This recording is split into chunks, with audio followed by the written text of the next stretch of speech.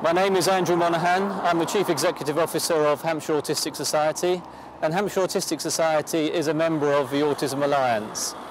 The Alliance is running an autism awareness campaign from the 1st to the 7th of October to promote the understanding of autism both with central government and on local authorities, particularly in response to the recognition of planning of needs. Autistic spectrum disorder is a hidden disability. It's hidden in the sense of people's appearance is very much the same as you or I.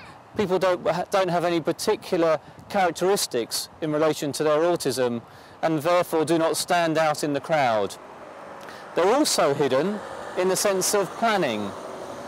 Local authorities and the government do not distinguish from a planning point of view the needs of people with autism. Therefore, it is not clearly understood what those needs are. There are key stages in people's lives that are critical in terms of people's development. I'm talking about when you move from full-time education into a work environment, or when you leave the family home and start your own journey in your own accommodation or your own house or flat. Those stages for you and I are really anxiety-provoking, but for people on the autistic spectrum disorder who don't necessarily have a full understanding about what things are happening around them, it is particularly an anxious time. It is at that exact time that statutory bodies change their planning processes. So it moves from children's services into adult services. And very often it's at that key stage in individuals' lives where they'll move from one part of an agency to another that they fall in between those two agencies just when they need them the most. The last point I would like to make is in relation to cost. And I'm talking about cost in two dimensions. Firstly, the cost, the financial cost of services being planned inappropriately. What that results in is individuals being placed into services that are not right for them. The impact of that is that they won't be successful in that placement. They will have to bring in additional resources to try and make it work. The financial cost for that is significant. But perhaps more important is the cost on the individual.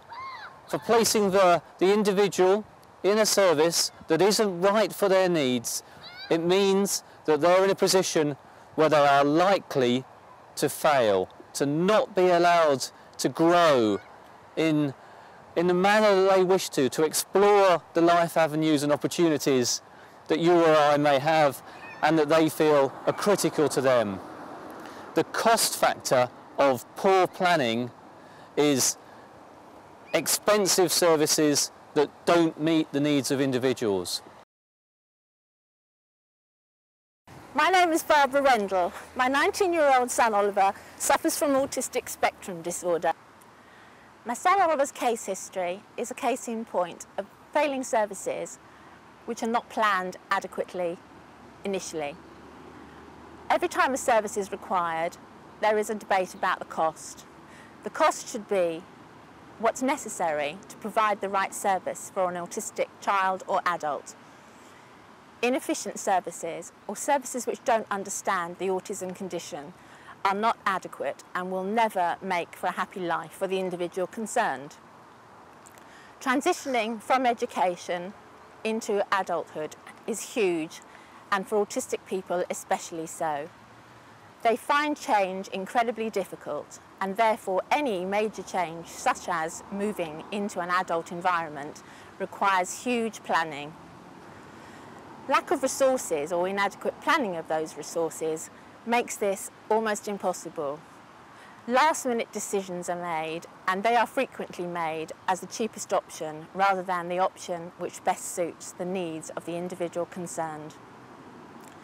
When Oliver moved from education into an adult environment, there were 2 weeks left transition time for us to plan with his original carers and his new carers to move him safely and securely with the minimum of heartbreak for him and also for the rest of his family.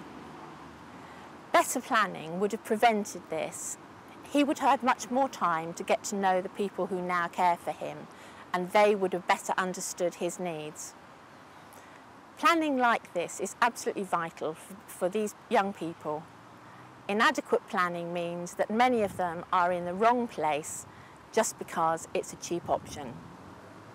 I would like to reaffirm to you all to support the Autism Awareness campaign by the Alliance, and we can make a difference by lobbying the government and getting the planning process right for individuals' needs.